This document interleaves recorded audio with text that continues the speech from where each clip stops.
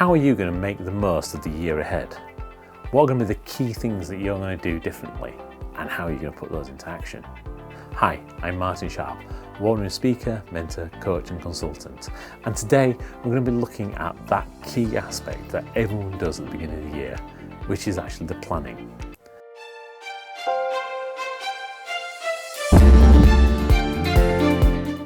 Now, some people come into it and they have the New Year's resolution. They come up with these great audacious things that they're going to do, lasts for about 2 weeks and then suddenly disappears.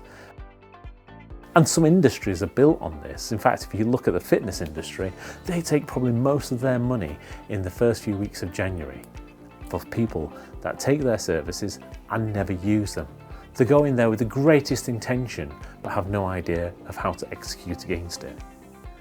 Now, how many businesses do a very similar thing? When you think about what it is that you're trying to do, you may have a great mission in life, a great aspiration of what you want to do. You may even have a vision of how you're going to get there.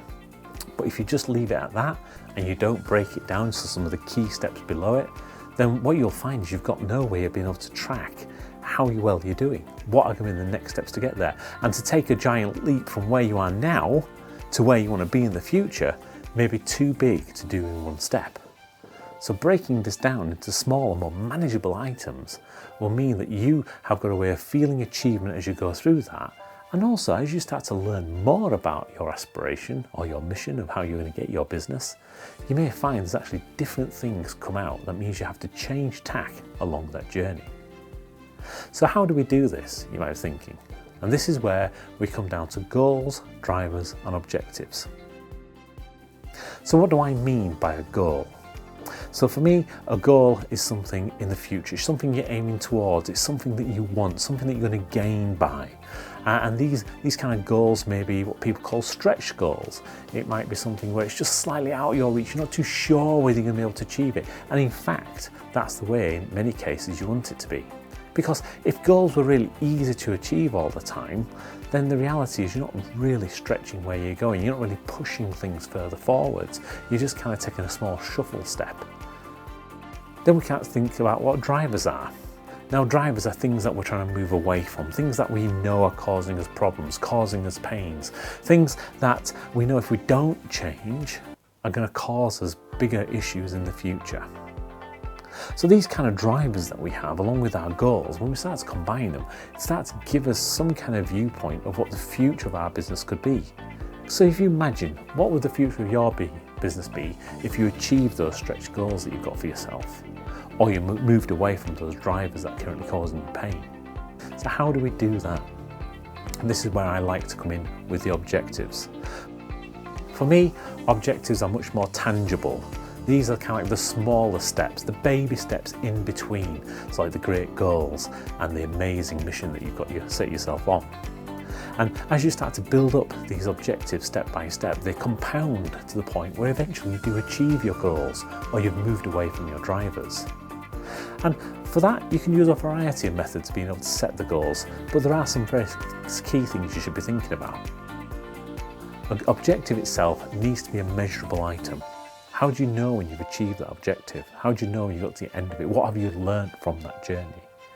It needs to be something where you do have it time bound, so that you deal with something for a period and then take the learnings from it. It's pointless having an objective that rolls over week in, week out, without you actually knowing whether you've achieved something or not. And you can use things like the SMART measures to be able to give you those. But for me, the SMART measures are missing one key aspect that would make it like an invaluable tool. So long as it's being specific and measurable, achievable, realistic and time-bound, if you don't actually understand the reason why you're trying to achieve that objective, then you haven't really changed your state. You haven't actually given yourself any kind of imperative to move along that objective.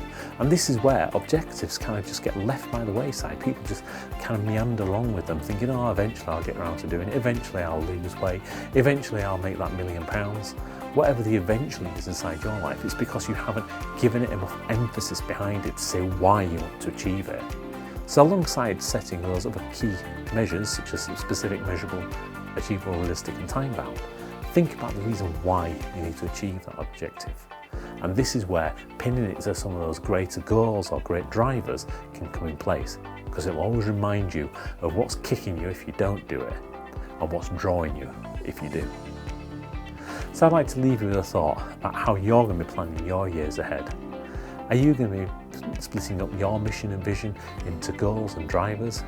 Are you going to be analysing those to come up with some key specific objectives and then measuring against to make sure you're actually achieving them? And are you going to be planning your year ahead to achieve each and every one of them and changing when you know you have to? Hi, I'm Martin Sharp. Have a great weekend. Thank you for watching the video. I hope you've really enjoyed the content. I've got some real benefit in how to build your growing, profitable and sustainable business. Please like and comment below, and remember to share this content to somebody you believe could really benefit from it. If you haven't done already, subscribe to our channel and remember to turn on the notifications so you don't miss the next great tip in how to build your growing, profitable and sustainable business. Bye for now.